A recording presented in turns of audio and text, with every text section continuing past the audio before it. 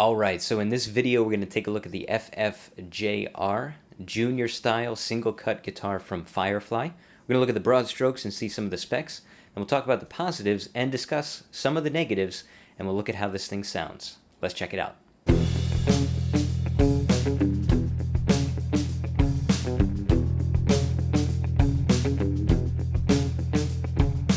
Now, if you follow me, you probably already saw this guitar in a previous video. I did a little bit of an original instrumental tune just to demonstrate the guitar a little bit and have some fun with it. Brings me to a nice point. If you're trying out a piece of gear or you have a piece of gear, try to do something creative with it, even if you don't like the gear. So sometimes I've reviewed guitars that I didn't like, but I still try to play a song or write a song with it. And I think that carries over to other things, guitars, pedals, other equipment. Even if you don't like it and you plan to get rid of it, just try to do something creative with it. And you never know what's going to happen. So I think that's kind of cool. Another thing on that subject, that video, if you haven't seen it, you can check it out after this video. But the original tune and the backing track that goes with it, you can actually download that backing track and jam along with it if you want to as well. I put most of the jam tracks from my reviews in a little album. You can download that for free at my website. Head over, sign up at jimmyparagalloguitar.com.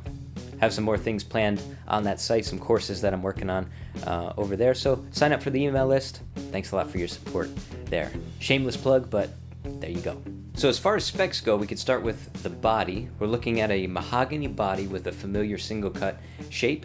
And the one that I have here that I'm using is finished in the metallic gold finish. So it's a cool looking finish. It has a nice visual texture to it, you could say. Now moving on to the neck, we also have a mahogany neck finished in that same finish as on the body. Let me show you some of the specs on the depth of the neck. Has a nice feel to it. Not too chunky, but comfortable to play. Next we can move on to the fingerboard. Are you ready for it? What kind of wood is this fingerboard? Drum roll.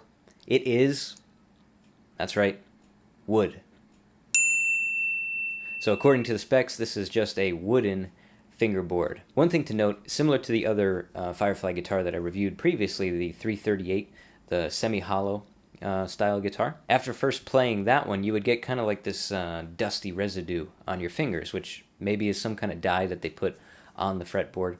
Some people have said that that goes away when you oil the board. I didn't do it on that guitar, and I have yet to do it on this one, but I will say, as far as this guitar goes, there's not as much of that dust that gets on your fingers when you play. Still there just a little bit after I played for a couple hours, but not like that semi-hollow guitar. Looking at the specs of the board as far as width goes, at the nut you have about 1.7 inches, and then all the way at the end of the board you're looking at about 2.24 inches. And those two specs are actually pretty standard compared to other guitars in this shape, we could say. Electronics on this guitar, you have a single P90 pickup and just a volume and a tone control. We'll talk more about those in a little while, but it's just a very basic electronics setup, and it works well for this guitar. Hardware basically includes just a set of standard 3 on each side tuners and a wraparound bridge and tailpiece. And basically that's all of the broad stroke specs we could say as far as this guitar goes.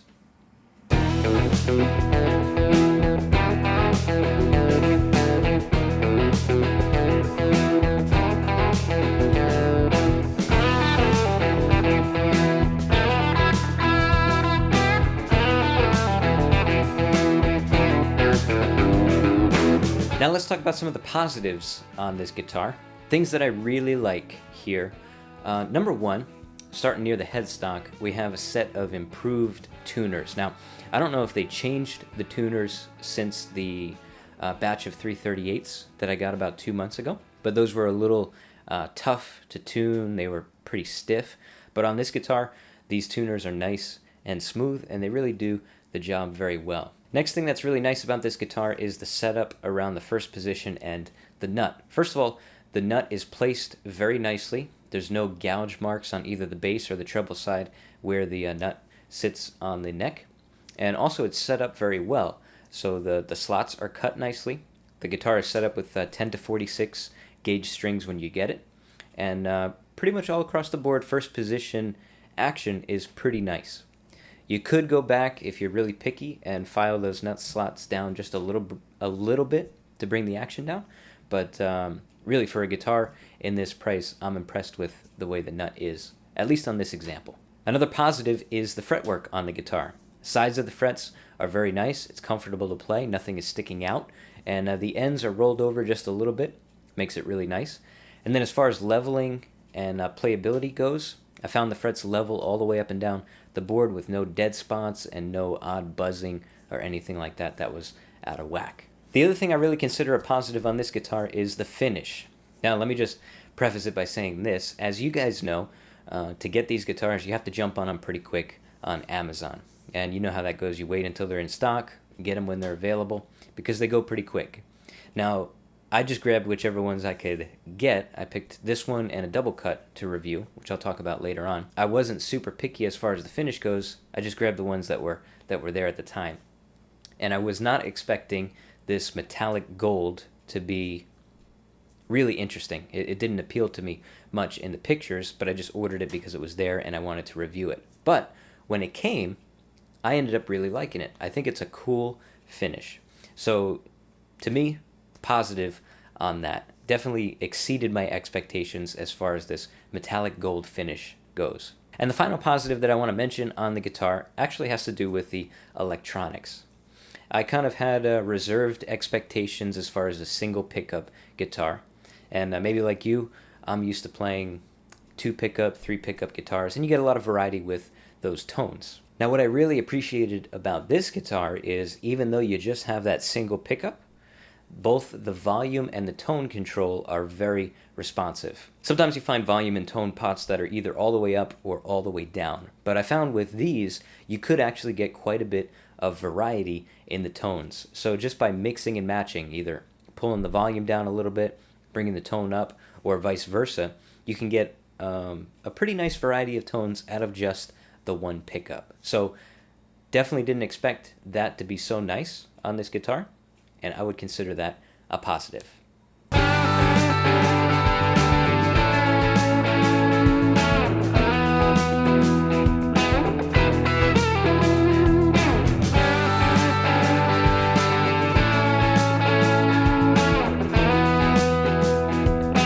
Now, as with almost any guitar, you have to take the negative with the positive, so there are a few things on this guitar that could be improved. And if you're thinking about getting one, it's just good to know about these for the future. Now, one of the things I touched on earlier, and that's that fretboard dust, I guess we could call it. It's definitely improved over the semi-hollow guitars. You don't get as much of that dark residue or dust on your fingers, but I did get a little bit after some extended play, especially when I was recording that original instrumental tune. Take a bunch of takes and then eventually you can kind of see it a little bit on your fingers. Again, I haven't oiled this board or cleaned it or anything like that, so I'm going to do that in the future, and then we'll see. I know a lot of people have said that that improves that aspect, but that's just one of the downsides that I've found. The other slight negative has to do with the fretwork. Like I said, all of the other fretwork is really nice on the guitar, but similar to the 338, the tops of these frets are a little bit scratchy, you could say, and they just feel rough when you go to play them or bend, things like that. So it could really do with a little bit of a polish, but that is an easy fix compared to the other quality fretwork that you get on the guitar. Now, I did say that I really like the metallic gold finish on this example. There are a couple things to note about the finish, which we could put in the negatives category. There's a little bit of finish bleed around the headstock where the gold overlaps the black a little bit. And there are just 2 other minor finish blemishes. One on the back of the guitar, looks like something maybe got under the clear coat, and then there is a little something just on the top of the guitar. I don't want to complain too much because you get a cool looking finish, but it's just nice to mention these things so at least we get a full view of the instrument. And I know some people say you're being really picky when you look at things like that on the finish, but I like to mention it in the videos, again, so we get a full view. And then also if I ever sell the guitar in the future, at least I can point to this video and people can see all the good and all of the bad with it as well. Which brings me to an interesting point.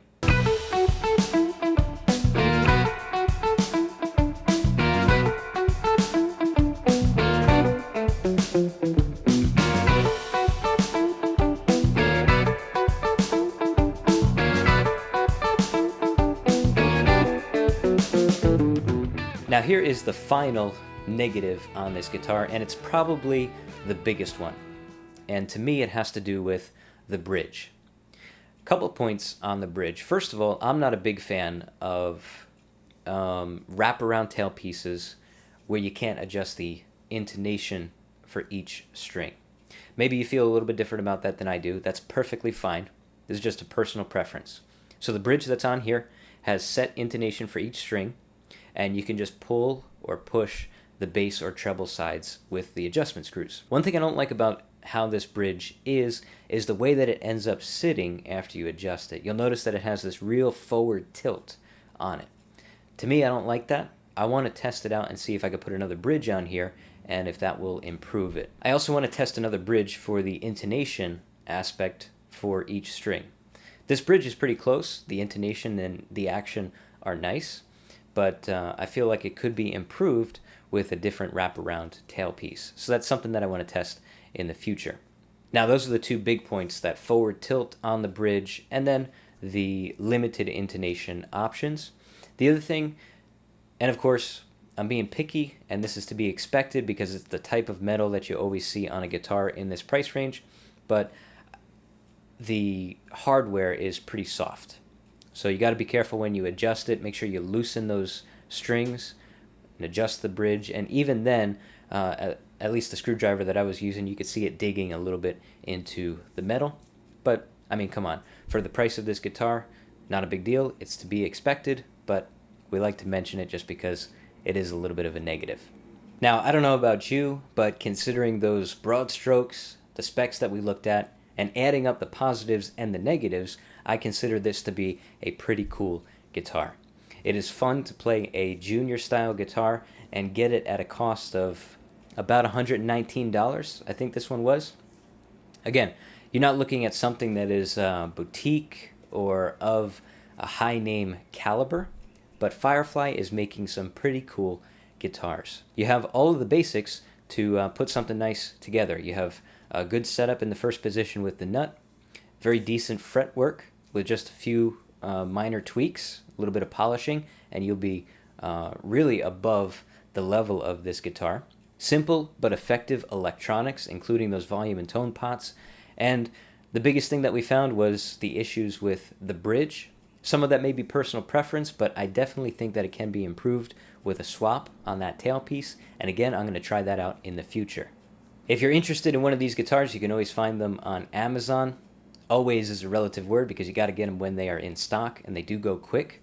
There are links in the description box below. You can check a link that shows you everything that's in stock from Firefly currently. And there's another link there that shows all of the available models from the past. And as far as this specific guitar goes, there'll be a link for each of the colors that was available when I purchased it. I try to keep those up to date. Disclaimer, nobody paid me to do this review. I buy the guitars myself, and those links down below are affiliate links, so full disclosure there. But it does help out the channel when they get used. So thanks a lot for that. Now we looked at the broad strokes, talked about the specs, we looked at the positives, and did talk about some of the negatives.